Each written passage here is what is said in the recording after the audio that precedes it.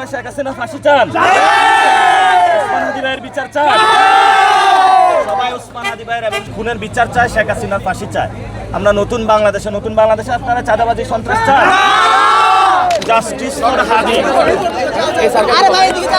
আমাদের ভাইকে হত্যা হয়েছে, সরকার এসেছে, এই পর্যন্ত আমরা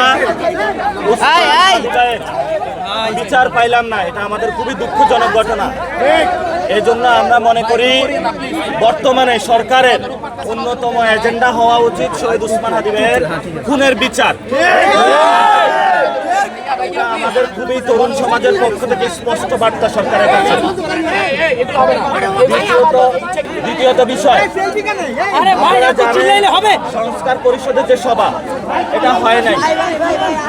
ফলত আমরা মনে করি যে মানুষ গণভোটে হা দিয়েছে, বাংলাদেশে নতুনভাবে চায় এবং 12 তারিখে সংসদ অধিবেশন বসতেছে। আমরা ওই দিন চাই সংসদ অধিবেশন যেদিন শুরু হচ্ছে ওই দিন সাথে সাথে যাতে আমাদের রিফর্ম কাউন্সিল যেটা, এটাও গঠন হয়। এটা আমরা সরকারের কাছে আবেদন জানাচ্ছি। এবং আপনারা জানেন যে মাদক সম্রাট বদি জামিন পেয়েছে। বদি কিভাবে জামিন পাইল, এটা আমাদের প্রশ্ন।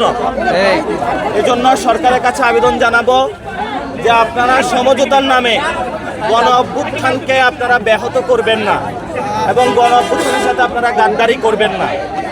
আরেকটি বিষয় হলো যে বাংলাদেশে সন্ত্রাস, চাঁদাবাজি, দুর্নীতি বন্ধ হচ্ছে না। আমরা এগুলার বন্ধ চাই। তরুণ সমাজ এগুলার জন্য নতুনভাবে মুখিয়ে আছে যে বাংলাদেশের তার একটি পরিবর্তন চায়। এবং সাথে সাথে আমরা আজকে উইলসের এখানে নামাজ পড়েছি, ওনাদের কাছে আমি একটা বার্তা দিয়েছি। বিভিন্ন স্কুলে, ব্যাংকে, কলেজে তারা কমিটিতে হলে লোক বসানোর চেষ্টা করতেছে। আমরা সরকারকে অনুরোধ জানাবো, দলীয় লোক বসাবেন না, তাহলে তারা বিভিন্ন জায়গায় আন্দোলনের মুখে পড়বে। মেরিট বেসিসে লোক বসাবেন। এটাই ছিল গণ অভ্যুত্থানের শহীদদের আন্দোলনের জায়গা। এবং আরেকটা বিষয় যে শেখ হাসিনা, তাকে ফিরিয়ে এনে দ্রুত ফাঁসির রায় বাস্তবায়ন করতে হবে। আপনারা সবাই শেখ হাসিনার ফাঁসি চান? ওসমান হাদি ভাইয়ের বিচার চান? সবাই ওসমান হাদি ভাইয়ের এবং খুনের বিচার চায়, শেখ হাসিনার ফাঁসি চায়। আমরা নতুন বাংলাদেশে আপনারা চাঁদাবাজি সন্ত্রাস চান? কেউ তারা চায় না। আমরা নতুন বাংলাদেশ গঠন করতে চাই। এই বার্তাগুলো আমরা পুরো বাংলাদেশের মানুষকে ছড়িয়ে দিতে চাই।